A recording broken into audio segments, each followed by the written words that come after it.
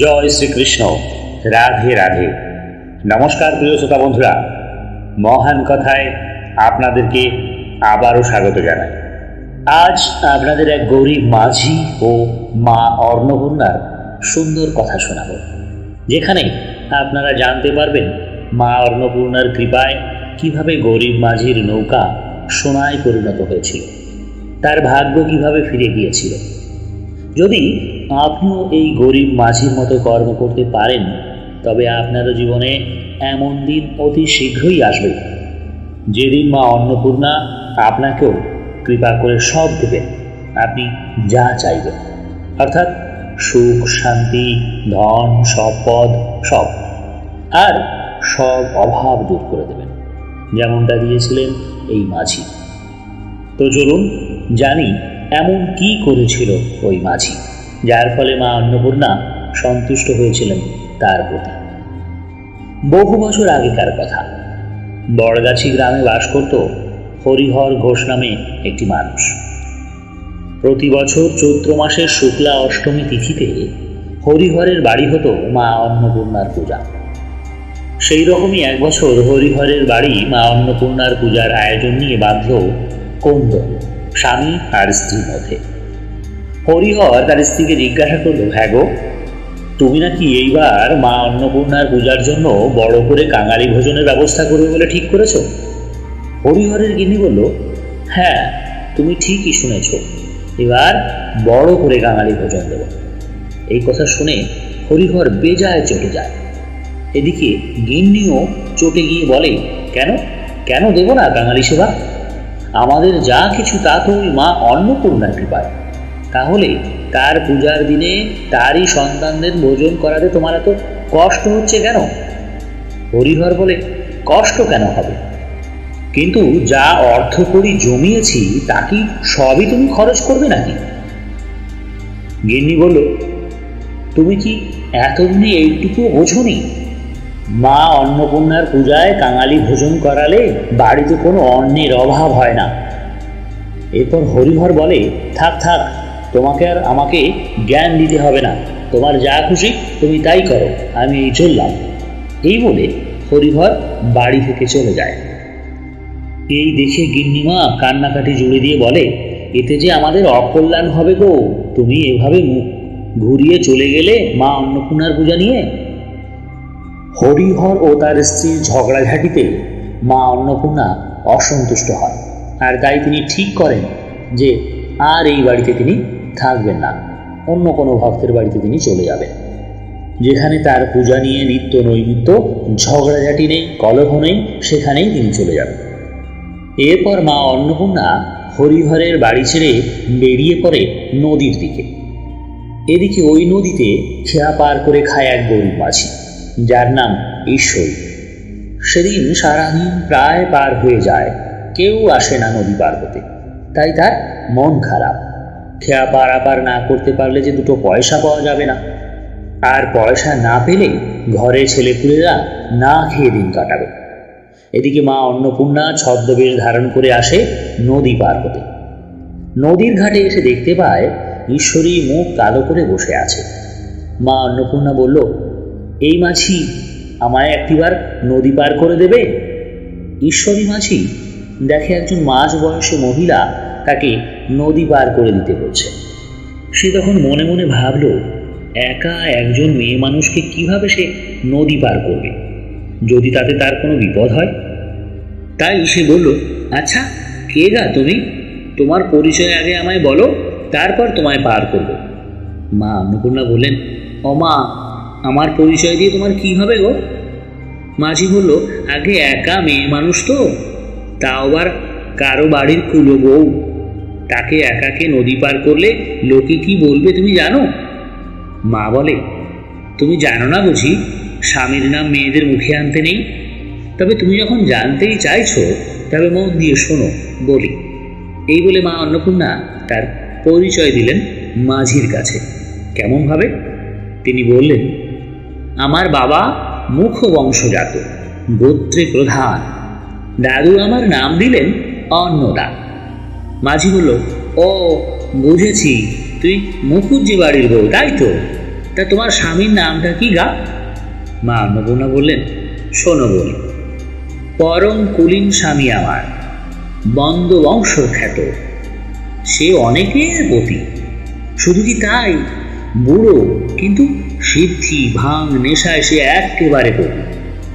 এমনিতে কোনো গুণ নেই তার, কিন্তু কপালে যেন সব সময় আগুন লেগে আছে। এই কথা শুনে মাঝির একটু মায়া হলো। তাই সে বলল, এমনিতে বুড়ো স্বামী তোমার, আবার সিদ্ধি ভাঙের নেশা করে। কি কপাল করে যে এমন স্বামী পেলে কে জানে বাবা। কি করে তার সঙ্গে সংসার করো কে জানে বাবু। মা বললেন, আরো শোনো, কুকথায় পঞ্চমুখ তিনি, আর গলা ভরা বিষে।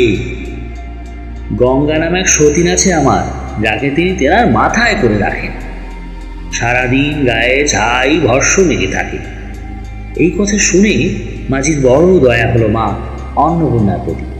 তাই সে বলল, মা গো, তুমি যা শোনালে তাতে আমার বড্ড কষ্ট হচ্ছে গো মা। তুমি এসো, এসে বসো আমার নৌকায়, আমি তোমায় পার করে দিচ্ছি। এরপর মা অন্নপূর্ণা ঈশ্বরীর নৌকায় চেপে নদী পার হতে লাগলেন, আর নৌকায় বসে ঈশ্বরীর দুঃখের কথা শুনতে লাগলেন। তার বাড়িতে কে কে আছে, কিভাবে তার সংসার চলে, সব শুনে মা অন্নপূর্ণার কষ্ট হয়। আবার ঈশ্বরীর মায়ের দুঃখের কথা শুনে কষ্ট হয়। তাই সে বলে, মা গো, চিন্তা করো না, দুঃখের দিন একদিন না একদিন ঠাকুরের কৃপায় ঠিক হয়ে যাবে, তুমি একদম চিন্তা করো না। হঠাৎ ঈশ্বরী দেখতে পায় নদীতে পদ্ম ফুল ফুটছে, আর ফুলগুলো ফুটে চলেছে সেখান থেকে যেখান থেকে মায়ের পা জলে স্পর্শ করেছে। এই দেখে মাঝি তো অবাক। সে বলে, এর আগে তো কোনোদিন সেই নদীতে পদ্ম ফুল ফুটতে দেখেনি। মা বলে, তাতে আর কি হয়েছে? মাঝি বলে, তাতে কিছু না, কিন্তু মা, তুমি নৌকায় পা তুলে বসো, তা না হলে যদি কিছু বিপদ ঘটে যায় তখন কি হবে? এতক্ষণ মা তার দুটো পা নদীর জলে নামিয়েই চলেছিল। এবার তিনি তার পা দুটো নৌকায় তুলে বসলেন, আর পা দুটো রাখলেন নৌকার সেতুর উপর। কিছু সময় পর নৌকা পাড়ে এলো। মা অন্নদা নৌকা থেকে নেমেই হেঁটে চলে যাচ্ছিলেন। এদিকে সেই সময় মাঝি দেখে মা অন্নপূর্ণা তার নৌকায় সেতুটিতে যেখানে পা রেখেছিল সেই সেতুগুলো সোনায় পরিণত হয়েছে। এই দেখে মাঝি বিস্ময়ে হতবাক হয়ে যায়, আর সে ভাবে, এই মেয়ে যে যে সেতুটিতে পা দিয়েছে সেখানেই সোনা হয়ে গিয়েছে। এ মেয়ে নিশ্চয়ই সাধারণ কোনো মেয়ে নয়, এ নিশ্চয়ই কোনো দেবী হবে, ছদ্মবেশেই আমার নৌকায় এসে বসেছিল। এরপর মাঝি অন্নপূর্ণা দেবীর পিছনে ছুটতে থাকে। কিছু সময় ছুটে গিয়ে মাকে বলে, মা গো, আমি বুঝেছি তুমি কোনো সাধারণ মেয়ে মানুষ নও গো মা, তুমি কোনো দেবী। মা গো, আমি মুখ্য সূক্ষ্ম মানুষ, কোনো ধ্যান জ্ঞান জানি না, মন্ত্র জানি না মা, আমার কোনো ভক্তি নেই, কিভাবে তোমার পূজা করব আমি তাও জানি না মা। তাও যখন তুমি আমার সামনে এসেছো, তবে একটিবার দয়া করে আমায় তোমার আসল রূপে দেখা দাও না মা, একটিবার দেখা দাও। তখন দেবী অন্নপূর্ণা বললেন, আমি দেবী অন্নপূর্ণা, আমার প্রকাশ কাশীতে।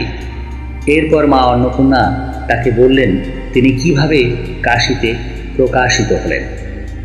বিয়ের পর কৈলাসে সুখেই দাম্পত্য জীবন কাটছিল তার, কিন্তু একবার দেবাদিদেব মহাদেবের সঙ্গে ঝগড়া করে কৈলাস ত্যাগ করে তিনি চলে আসেন পৃথিবীতে। আর তখন শুরু হয় পৃথিবীতে মহামারী, দুর্ভিক্ষ।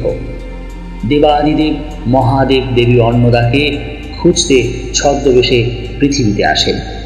এসে তিনি কাশীতে মায়ের দেখা পান অন্নপূর্ণা নামে। সেখানে তিনি সবাইকে অন্নদান করছেন। শিব ঠাকুরও সেখানে গেলেন ছদ্মবেশে ভিক্ষার জন্য। তিনি গেলে মা তাকেও ভিক্ষায় অন্নদান করেন, আর সেই থেকেই মা অন্নদার নাম হয় দেবী অন্নপূর্ণা। আর সেই চৈত্র মাসের অষ্টমী তিথিতেই দেবী অন্নপূর্ণার পূজা হয় এবং তার প্রকাশ ঘটে।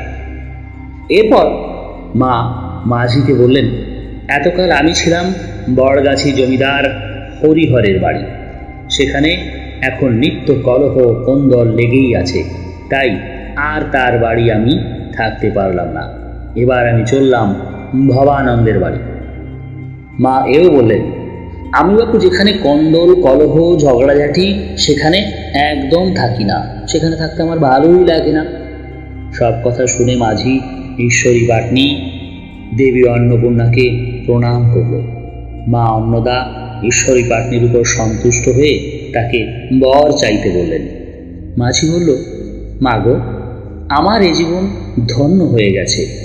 যে জগতের সবাইকে পারাপার করে সেই মাকে আমি পার করলাম, এ যে আমার বড় সৌভাগ্য মা।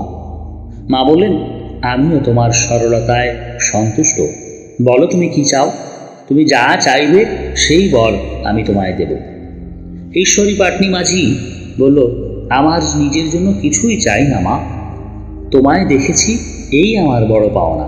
তবুও যদি তুমি বর দিতে চাও তবে এই বর দাও মা, আমার সন্তানেরা যেন থাকে দুধে ভাতে। মা অন্নপূর্ণা বললেন, তোমার চোখের সামনে দেবতাকে পেয়েও তুমি ধন সম্পত্তি অর্থ প্রতিপত্তি কিছুই চাইলে না ঈশ্বরী, শুধু তোমার সন্তানদের ভালো থাকাটাই চাইলে। এর জন্য এই জগৎ তোমাকে সব দিন মনে রাখবে। তুমি জগতের কাছে এক পিতার আসল চেহারা তুলে ধরলে, তোমার ইচ্ছা পূর্ণ হোক।